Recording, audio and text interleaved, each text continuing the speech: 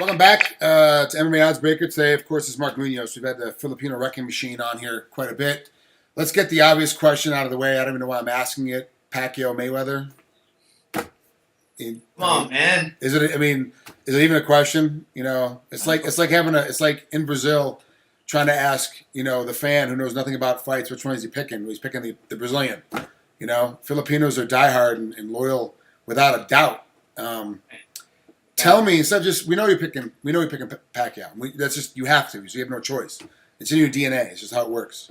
Yeah. How does he win though? Yeah, so Manny has always been good at volume punching. That's what he needs to do. He needs to throw a lot of punches, and for him, he just can't get reckless. You know, when he fights a counter puncher, like he fought Marquez. I mean, Marquez is the best that they come when it comes to counter punching, and he walked into the right hand. I mean, he was winning the fight. I felt like he was winning the fight. A lot of people said he was winning the fight, but then he got careless and he walked into a right hand. You know what I mean? But that's the thing about Manny is he is relentless. He's aggressive. He's gonna go after you, and that's what's got him where he's at. You know, and that's one thing Manny is gonna do. He's gonna do a lot of. I mean, he's gonna throw a lot of volume in his punches, and he's gonna catch Mayweather on some just some crazy angles on those punches, and he's got good footwork too. So that's how he's gonna beat Mayweather, but he can't get reckless, man, because Mayweather's gonna be in this stuff right here, and he's a very good counter puncher, man. Mm-hmm. And he takes advantage of those times when you come after him. Not only is Mayweather a superior counterpuncher, he's an amazing defensive man as well. So even as you're getting hit, he's really not throwing that much. We're talking I think Pacquiao averages around between 85 and 90 punches a round is his average, and Mayweather averages around 50. So we're talking about almost half as many punches. Yep. But the percentages of landing are about the same for both guys, including power strikes, where guys are landing, the percentage-wise, they're landing about the same percentage of strikes thrown versus power versus what's actually landing. Yeah. But if you're looking at a guy like Manny, he throws 90 punches around and the percentages are close, he's still hitting you with 10 more power shots than you're throwing. He's still smacking you with 15 more punches than you've been throwing. So is that volume going to be enough to stop a guy like Floyd? Because you fought guys before that have been undefeated. Yeah. Floyd doesn't understand how to lose. He's never been in that situation before. So if you're beating him, he might be stupid and not even realize that he's in trouble and just keep coming. And guys like that, to me, are more dangerous because they don't realize that they're in trouble and they should be slowly going to the light, slowly going into the darkness. They're not doing that. They're taking like, oh, whatever, I'm fine. I'll find a way back out of it. Yeah.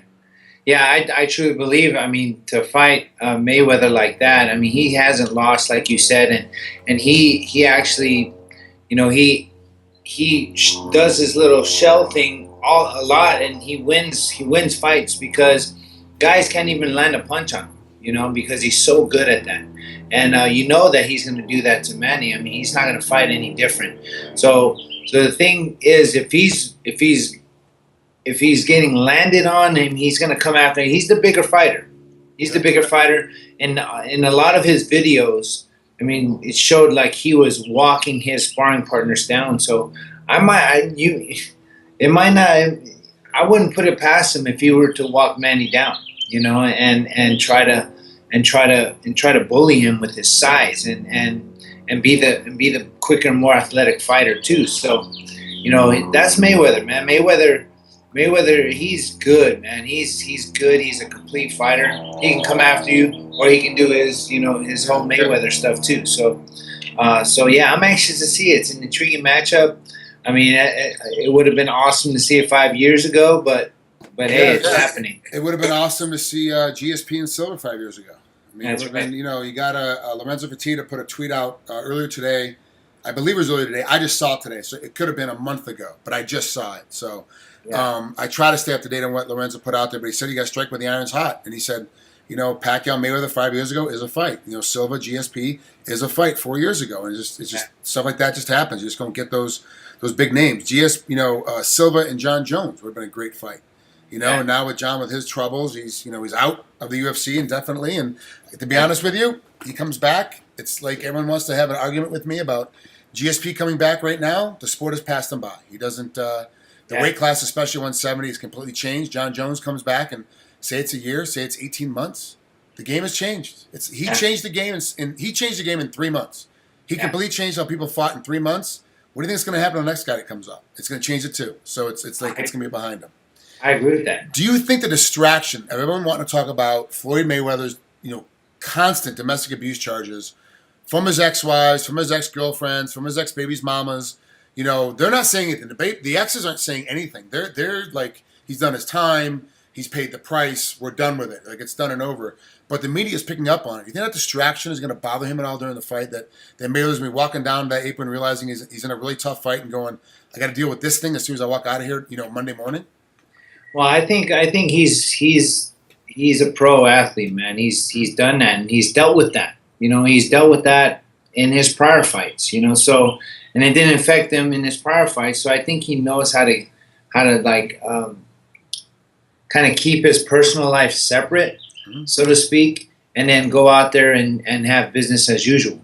It seems that way to me, because inside his fights, he's good at what he does. He's good at what he does, and masterful at what he does, and that's what he goes in there, and seems like he's unfazed by a lot of things, and then you all of a sudden, boom, domestic violence and all this stuff, and you didn't know it was happening. So I think he's going to show up business as usual. And let's be honest, if you're making $50,000 and you're getting all this heat, you're kind of worried about it, because that's a lot of lawyer fees. Yeah. You're making $100 million? It's like, what's $10 million to pay out their attorney fees? Like, and I'll put some, defamation lawsuits against ESPN and CNN and make them stop talking about it, because if it's all done and crawled off, like, what's really going to happen? And he's got money to shut people up. He really does. And how much is he making this fight? 100 mil? 180? Well, on paper, it's $50 million for him and $30 million for Pacquiao. But remember, it's Mayweather's deal. It's his promotion. So he's with, I'm in Vegas right now, and this is fight weekend. Like, the fight is in tomorrow. Like, the weigh-ins are tonight. Yeah. The cheapest ticket I could find before they went on sale was $55 for the weigh-ins. The weigh-ins were $55. Cheapest ticket I can find now is $400 for the weigh-ins. Now, mind you, in Nevada, for the people at home to understand, under the regulation of Nevada State Athletic Commission, weigh-ins have to be open and free to the public. Have to be. Now they get around it. Charity. The money's for charity. Now, mind you, they're only getting $55. They're only getting face value of the ticket. But the person that wants to go has got to give $400 if they didn't buy it before the scalpers got it. But guess whose charity that is? Mayweather. Yeah, Mayweather's. Okay. Guess where why the tickets didn't go on sale until a week before the fight. Why no one can get a hold of tickets? Because Mayweather gets paid a percentage of the face value of the tickets, not the scalp value, not the $100,000 seat. That's been scalped. What he gets is the $2,000 face value of the nosebleed seats. So he waited. So all this money is coming back into Mayweather. He's gonna have a lot of money to get done with. He's gonna have a huge entourage. There's a lot of people to take care of. He's got a family he's got to take care of. He's got his kids he's still got to take care of. He's got his baby's mama right now that he seems to be very, very close with, and seem to be going okay. But he has a lot of problems. He's got a gym he's got to worry about, which brings me to my next question. He's got a lot of distractions outside the sport. We've talked before. You've had a lot of distractions outside the sport as well. Yeah. But then I read someplace that you sold off Reign. You closed Reign. What happened? Yeah. So I closed, shut the doors of Reign, and I'm kind of just pruning my life right now. And they talk about actually the whole concept of pruning is pruning the limbs of a tree so you can be more fruitful in other places. Mm-hmm. And that's what I'm doing. I'm actually going to retire after this one, and now I'm kind of pruning my tree. I want to be more fruitful in other places, and that's what I want to do. And that's for me, I want to be a man that's impactful in whoever I come into contact with, and that's how I always lived, and that's the people I have surrounding me, and that's what I'm going to do. And I want to be able to start with my family first, and then go from there afterwards. It seemed to me, and I told you this when you first opened up Reign, that gyms are not money makers. You have to have group classes and kids classes just to keep the doors open. Fighters don't make any money. So I knew from the very beginning it was a very, very, very tough task you were taking on. And you never really seemed to have that diehard passion I saw in you when you were coaching. You never had that baby, I'm sorry, I got this one thing, this one move. I got to get this kid in right now to go drill. You never Yeah. seem to have that when you had the gym. Are you going to go back to coaching wrestling, right? Where I personally believe, now mind you, ladies and gentlemen, Mark and I don't hang out on the weekends. We don't go to church together. We don't have food together. This is just me seeing Mark and watching him grow up through the ranks. He has a severe passion for coaching wrestling. Yeah. And he never really had that passion when he was coaching fighting. Yeah. Are you going to go back to where I believe that you belong in coaching wrestling and trying to help the next generation of guys get ready for the Worlds and get ready for the national tournaments? That's what I'm gonna do, man. You hit the nail right on the head there, Frank. You know, Well- that's what I'm gonna do. I had a passion. I had a passion doing that before I got into mixed martial arts. I mean, you were there my first sparring session when we were training with Randy Couture and Yeah. Rampage was there. Brandon Vera was there. Tito Ortiz. You. I mean, there were so many guys there. In Sacramento, we're up there. Uriah Faber was up there. I mean, we're in Sacramento training. It was an incredible room. You go back and look in that room. It was like there was 4 Hall of Famers in that room.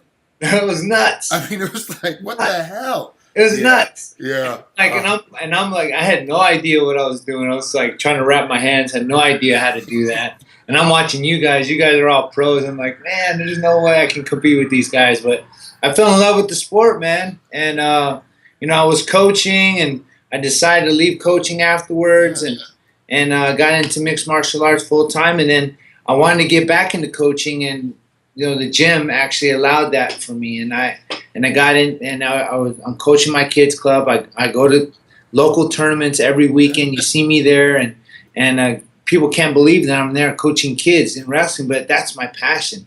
That's my love. I love doing that, and that's what got me to where I am today.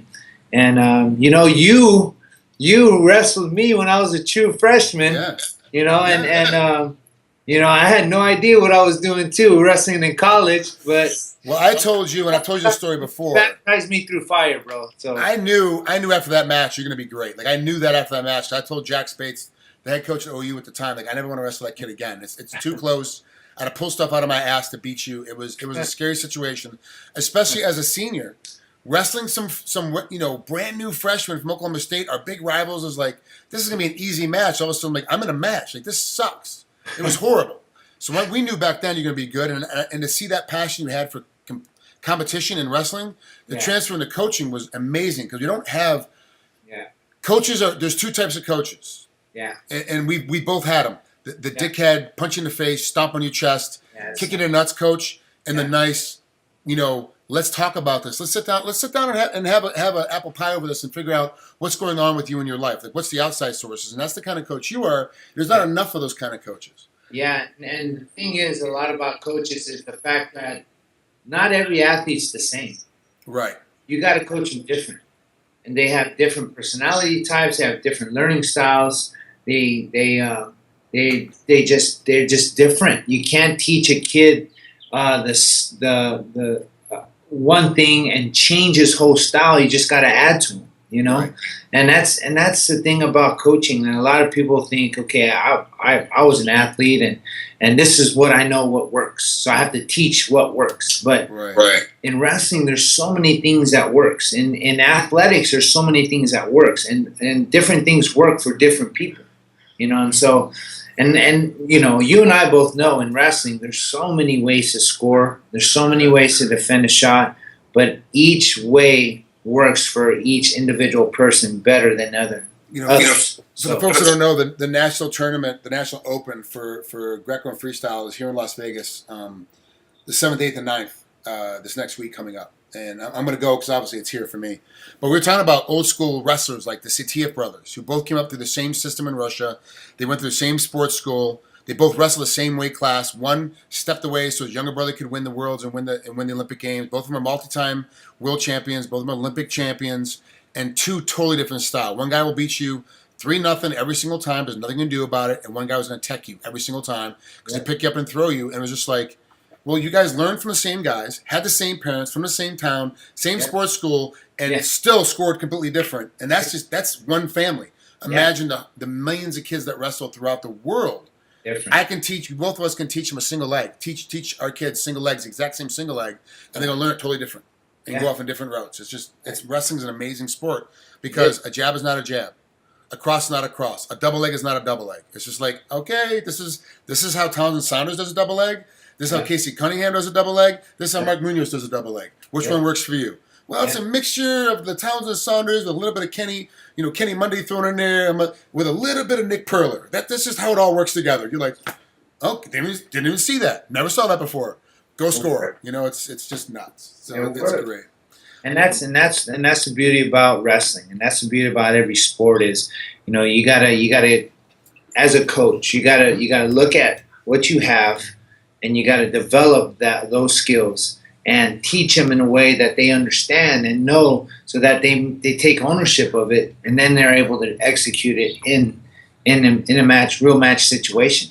And that's what matters. Have you started calling universities to let them know that you're going to be available after this next fight, or is that something you're kind of waiting on, or you don't even need to call because you've already got an in with one of the best programs in the world? Is calling John up and going, hey, look, I'm available. Make some phone calls for me.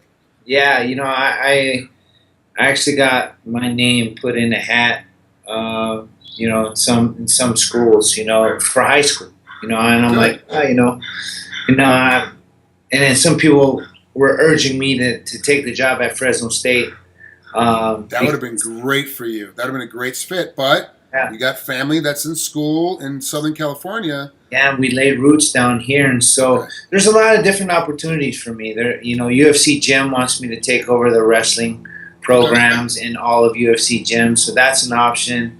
I have my Legends, my series of Legends clinics that I do with everyone out here in Orange County. I'm bringing out legends of the sport, like past legends, future legends, current legends that are coming here. Big names, Jordan Burroughs, Kyle Dake.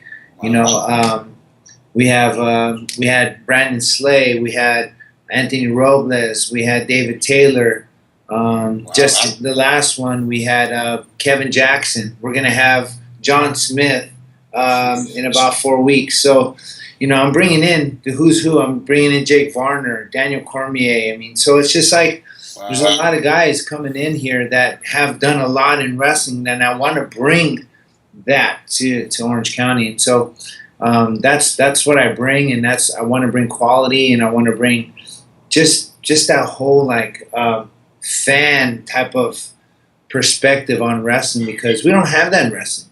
There's no kids. I asked these kids. I said, I take 10 kids, just 10 random kids in wrestling, and I ask them, you know who Kyle Dake is? And about 1 out of 10 will know who Kyle Dake is. Yeah. Or I do this. Actually, it's a little bit more. It's a little bit more because he's more current. But I'd say about four of them. Okay, and then I go, all right, guys, do you know who Brandon Slay is? They have no idea. None of them have an idea who Brandon Slay is. Yeah, 2000 Olympic medal winner at my weight class. That was my weight class. He went on and won. I lost to Dolph in the semis, and he beat Dolph in the finals of the Olympic trials, and goes on and wins the gold. Goes on and beats Satif, one of the guys we were talking about earlier in the match. He beats him 3-0, and Satif was picked to win, walk through the tournament. And Brandon beats the crap out of him first round. I know, and people don't know who he is, and then I'm like, amazing. Man, see, I want to change that. I want to change the culture, and it starts with the little bit that I have right now. And I had over 500 over at the Jordan Burroughs clinic, and that's a good size clinic. Yeah, it was a good showing, and now I'm starting to gain some fans from the kids, and it's going good, man. And it's starting off really well, and so. So yeah, I'm waiting to coach in college. There's a lot of different opportunities for me here. So you have some decisions. You're not like most guys going into retirement going, what are you going to do? Yeah. I don't know. I don't have any plans. I have no money saved. I have no plans. I got, maybe go work at my dad's fruit stand, maybe. Sell some strawberries. I don't know. Maybe. So you have some options. That's good. Yeah, That's I got some options, man. I got some options. You definitely want to go out and win, and you got a very, very tough character in Luke Barnatt, who's actually just down the street. You guys are going all over to Manila to fight, but he's only an hour and a half from you training. Obviously he's an English kid, but he's down to Alliance Training Center in San Diego training. Yep. Very, very tough, but a style that's kind of easy for you to deal with, but not easy for you to deal with, because he can, from a long range, you can give you a lot of tags, a lot of face punching before you get inside for the takedown. Yeah. How do you see this fight, and how was it trying to train for a guy of this height at this weight class? You know, I have Kendall Grove that's there right now, that's training with me, and it's a perfect match for me because I'm training with Kendall Grove, who I fought before, and now it's kind of like I'm fighting Luke Barnatt every day. You know, it's perfect. Yeah, he is the right size, the right length, the right look. Other than the hair, it's everything, and the size of the ears. Everything else is about right. And the style is good too, you know, and they're great. And for me, you know, obviously I'm not going to fight on the outside with him. You know, it's no secret. He knows I'm going to close the gap, and I'm going to put my hands on him, my paws on him, and I want to wrestle him. Right, you know, put him on the ground and straight Donkey Kong him after that. You know, so that's no secret. So, but there's different ways on how to get in, different ways how to grab him, different ways how to capitalize for my wrestling. And yes, he is very good. He's very good and very tough. You know, but I'm definitely going to test his skills as far as putting everything together, and test his transitions and his escapes on bottom, and I'm definitely going to put his chin to the test too. Do you feel like there's any distractions for you going to the Philippines? I mean, obviously it's home. You have family there still. Yeah. There's going to be people all around you. You're a star. Like, you're a star over there. You're not Pacquiao, but you're a star over there too. Yeah. So there are going to be some distractions. Do you have stuff in place right now to stop the distractions until after the fight's over, when you can finally go have that breath? I've retired. Now I can deal with all this stuff. Yeah, I talked to that with my management, and they said, you know, you have to stay in the hotel. Don't go outside the hotel. Even if you don't want to, if you want to travel at a satellite gym, you can't do that here. You won't be able to do that here. So we talked about a lot of scenarios and a lot of situations, and you know, we're going to be training inside the hotel and making sure we make sure we keep it private, because it's crazy. I mean, the fans there are crazy. They're crazy about mixed martial arts. They're crazy about combat sports in general. Yeah. It's a huge combative culture. Yeah. It's been overrun by 3 different major economies, and somehow they always find a way. The Philippines always finds a way to kind of, they don't ever call anybody back, but they definitely let you know that there's always going to be a pocket of, we still control. You can control the outskirts, but we still control the main power of everything that goes on in the economy. And America is one of those provinces. We went over there during World War II, tried to take over, and we're like, you can either work with us or just get guerrilla warfare the entire time and end up having nothing left. So what do you want to do? Right. Okay, I'll work with you. What do you want to do? Okay, teach us knife fighting, because we don't know what the hell we're doing. And it became a great spot for us to sit. You know, obviously MacArthur had to leave and come back later because the Japanese came in and overran it. But it's an island that's, to me, it's part of the Pacific Islands, like Hawaii, where we took Hawaii over by force. It wasn't a state that we negotiated and got the territory. We forced ourselves into it. Same thing with the Philippines. They love unarmed and armed combat. And the weird thing is that you'll get into a stick fight with a guy in the street, and when you lose, he'll pick you up by his hand. Everyone knows the fight is over, and you walk into the local bar, and both of you sit down and have a drink together, and the fight's done. That's it. It's over. There's nothing left. It's like we fought like men, we finished like men. Let's drink like men and be done, and that's it. Whereas like a lot of times now, of course, we see Boston and we see some other places where we're like, oh, let's just do stupid shit from behind the back and not seeing it. It's like the Philippines is like a man's culture. Yeah. It's built for men. Yeah. Do you think that you'll start throwing wrestling camps over there and pushing MMA camps over there as well? Because not because your popularity, but because you see that they could grab onto Jordan Burroughs style and Anthony Robles kind of style? Yes, and that's what I want to do. I want to develop a style where, because in the Philippines their striking is unbelievable. Their jiu-jitsu is getting well versed now, but what they lack is wrestling. And for me, I want to be able to use that, because I've been wrestling pretty much all my life, really, the majority of my life, and I want to take those skills and be able to help the Philippines, where it all started for me. That's my heritage, that's my culture, and I see a need, and I want to be able to do that. I want to be able to lead that country into something that's something I love, and it's my passion. So yes, I am going to go over there, and I am going to have some clinics. I want to be able to teach the coaches on how to coach wrestling as well. I'm going to have some options as far as online coaching for me, for them over there. So it's I'm trying to be creative in all of this, and I want to be able to have an online website for them to log on into and to be able to learn the things I'm teaching them, and to be able to see it online so that they can go ahead and keep doing and keep abreast on the technique that I showed. So yeah, that's what I'm doing. So last topic I want to get into before I let you out of here. Obviously, you're wearing a Hang With hat. It's a video company, video chat company that I work with as well.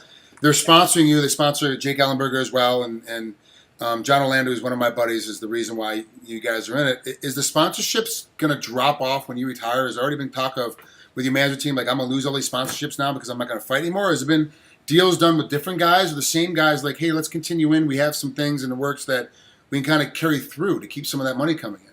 Yeah, see, I've invested in some of the companies and being able to diversify my money. I needed to be smart at that, and I believe in Hang With, and I know that they're a great company as you do, and I want to be able to help them, and as much as I can, I'm going to promote them and do as much as I can for the company.